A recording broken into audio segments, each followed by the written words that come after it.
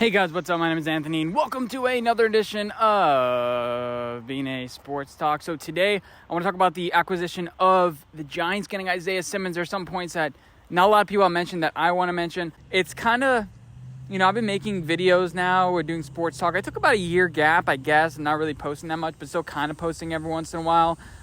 Isaiah Simmons, man, and Josh Jones, too. Got traded in the same day. Two players that I wanted the Giants to draft. Now, I was all on the Andrew Thomas bandwagon, but I was like, in that January of that draft, January 2020, it was like, who do you take? You take this athletic linebacker. We'll see that at the combine. He's going to run a 4.3 40. He's going to jump this high, and that he has a lot of ball instincts, and that's great. And so that's why I want to draft a guy like Isaiah Simmons, because he's just a ball player. And we need just talent on this team.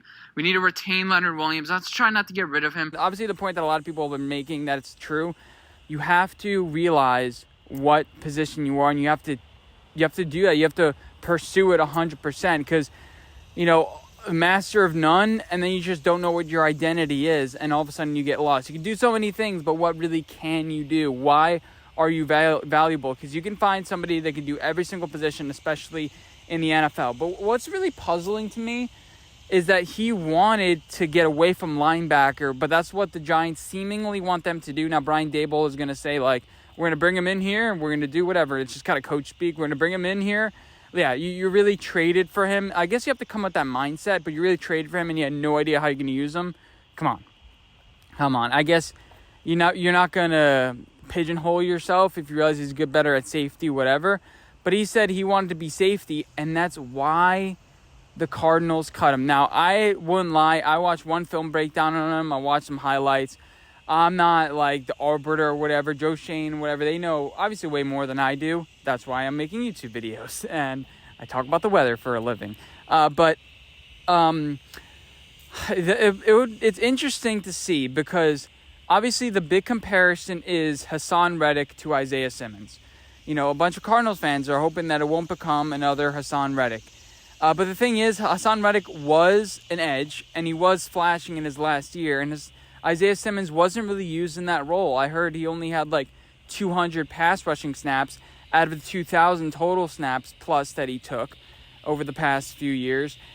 And a lot of that was on the inside, not on the edge. But Hassan Reddick, I think Hassan Reddick's a better athlete. Simmons is a little bit, I know Bobby Skinner was trying to say he's twitchy and stuff like that. I don't think he's that twitchy of an athlete. I don't see it 100%. He looks like a normal athlete to me, maybe a touch above, but he's not some dominating force. Now, Kyle Hamilton, he's the Isaiah Simmons, the ideal Isaiah Simmons. That was Kyle Hamilton, who came in 2 years later. And because of Isaiah Simmons, he was knocked down to the middle of the draft, and Ravens were allowed to use him correctly. Now, I'll be interested to see, because Raven fans would know more about it. I honestly don't have a 100% take on this, to see how similar players Kyle Hamilton is to an Isaiah Simmons. Obviously, two players are exactly the same. But I'd be interested to see, can Simmons and the Giants learn from how the Ravens use Kyle Hamilton? And obviously Wink never got his hands on Kyle Hamilton, but that would have been interesting to see if they ended up drafting. But it ended up not happening, and maybe he has connections there, and Wink can kind of ask, what'd you do with Kyle Hamilton? Because the thing was with him is he wasn't that twitchy of an athlete. He was more of a straight line guy. Once he gets going, but wasn't able to do a bunch of that sort of thing. But from Isaiah Simmons, when we hear about him, good coverage corner, man coverage, kind of gets lost in zone. Linebacker can stay true to his gaps, but can't disengage off blocks. When he first came out, I was thinking about Isaiah Simmons more on the edge. I thought that was his long-term projection. I thought, he's big, strong guy, athletic guy. Usually 6'4". I guess Chase Young is big too. Yeah, no, 6'4". No, I don't know what I'm saying. I think his height and weight profiles to be a good edge player. We have Aziz, we have Thibodeau. It'd be interesting to see if one of those players goes down, do we put him on edge? Because that was one of the things that Giants fans were really concerned about going to this year. You have Thibodeau, you have Aziz Ojulari, We have high upside for them. One of those players goes down. Who do we have? And, Aziz obviously has gone down a lot in the past. And, that sort of thing. But, it just fits a whole bunch of things because you feel better at the linebacker position. But where does he end up being fully long-term?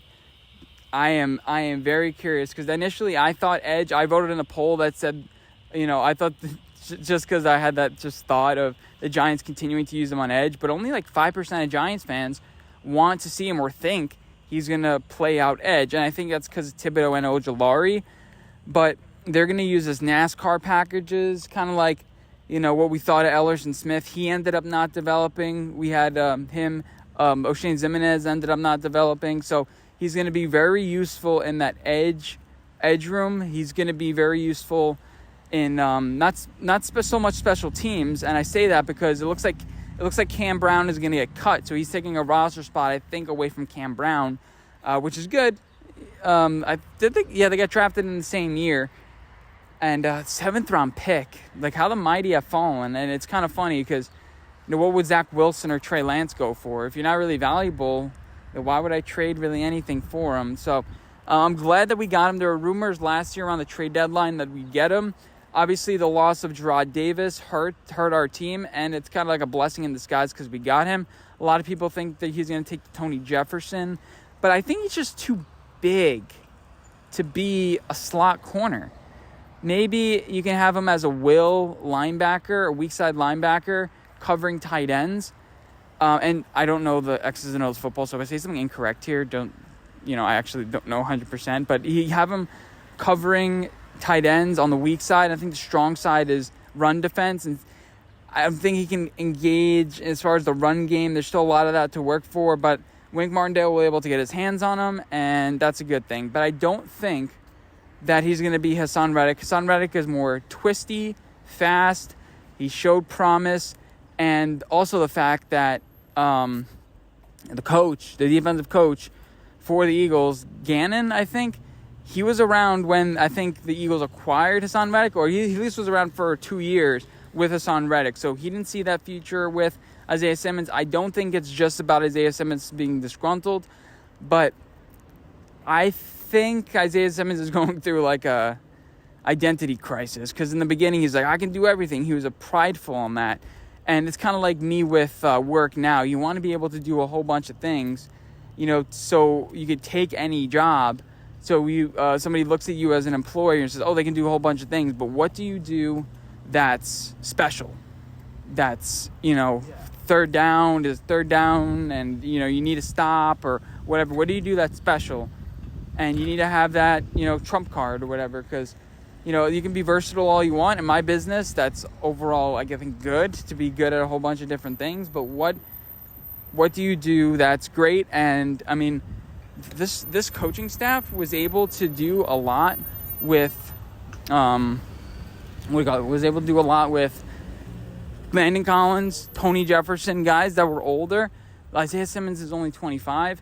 So I think it's kind of working out. And as far as the preseason game, I said I'd kind of talk about it, but I don't really have that many thoughts. I'd be interesting to see if Isaiah Simmons plays, because I really don't know.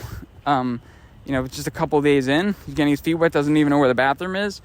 And then obviously I want to make a comment. I saw Prince Amukamara's retirement speech, and I was like, dang, I wasn't expecting him to get that emotional. And it's crazy. He's one of the last guys from the 2011 team that's still playing in the NFL, if not the only one, if you think about it. I mean, JPP, I think, is gone now, and all those players are now retired. I think, right?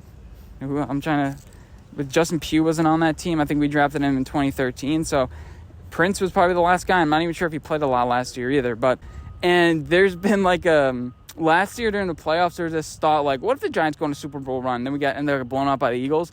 But there's especially this feeling now that we have the coaching staff, you don't want to say anything because we've kind of said that, especially in the late Eli era, because we saw Eli could do those sort of things. We were kind of falsely said, we could, but we really didn't. It's kind of funny looking back on it.